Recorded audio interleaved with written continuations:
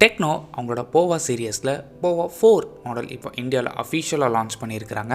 இன்றைக்கி இந்த வீடியோவில் இந்த ஸ்மார்ட் ஃபோன் எப்படி இருக்குது, இதை பற்றி என்னோடய ஒப்பீனியன் என்ன அப்படிங்கிறத இந்த வீடியோட லாஸ்ட்டில் சொல்கிறேன். ஸோ வீடியோ ஸ்கிப் பண்ணாமல் கடைசி வரைக்கும் பாருங்கள். ஃபர்ஸ்ட் நம்ம டிசைன்லேருந்து ஸ்டார்ட் பண்ணலாம். போவா 4ஓட டிசைன் பார்க்குறதுக்கு ரொம்ப சிம்பிளாக நீட்டாக இருக்குது. 6.8 இன்ச்சஸ் டிஸ்பிளே இங்கே யூஸ் பண்ணியிருக்கிறாங்க. கிட்டத்தட்ட இதுவுமே 7 இன்ச்சஸ் கிட்ட வந்துடுது. யூஸ் பண்ணுறதுக்கு சில பேருக்கு கஷ்டமாக கூட இருக்கலாம். டிஸ்பிளேக்காக இங்கே ஐபிஎஸோட எல்சிடி பேனல் யூஸ் பண்ணியிருக்கிறாங்க. அண்ட் ரெசல்யூஷன் எடுத்துக்கிட்டிங்கன்னா இங்கே HD+க்கான ரெசல்யூஷன் யூஸ் பண்ணியிருக்கிறாங்க.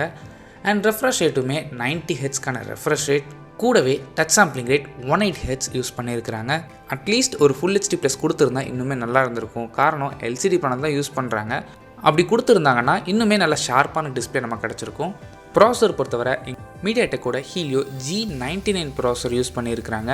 இந்த ப்ராசஸரோட பர்ஃபார்மன்ஸ் எந்த அளவுக்கு இருக்கும் அப்படின்னா, நீங்கள் மீடியம் கிராஃபிக்ஸ் கேம்ஸ்லாம் ஈஸியாக இந்த ப்ராசஸரால் ப்ளே பண்ணிக்க முடியும்.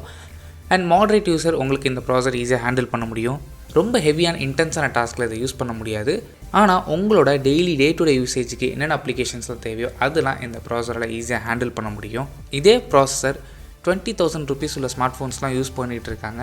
அப்படி பார்க்கும்போது இந்த பட்ஜெட்டில் இந்த ப்ராசஸர் உங்களுக்கு தாராளமாக போதுமானது தான். இந்த ப்ராசஸரை சப்போர்ட் பண்ணுறதுக்கு 8GB வரை LPDDR4X RAM ஆப்ஷன் இருக்குது. அண்ட் ஸ்டோரேஜும் 128GB UFS 2.2 ஸ்டோரேஜ் ஆப்ஷன்ஸ் அவைலபிளாக இருக்குது.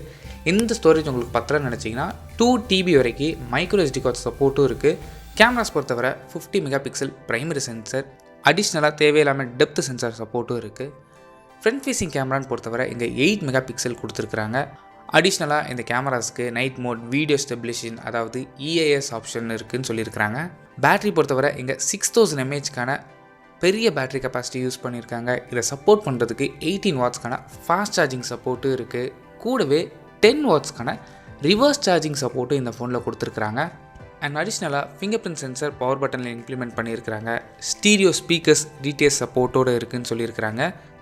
அண்ட் அது மட்டும் இல்லாமல் இந்த ப்ரைஸ் ரேஞ்சில் வைட்-ஓன் L1 சர்டிஃபிகேஷனும் இருக்குது.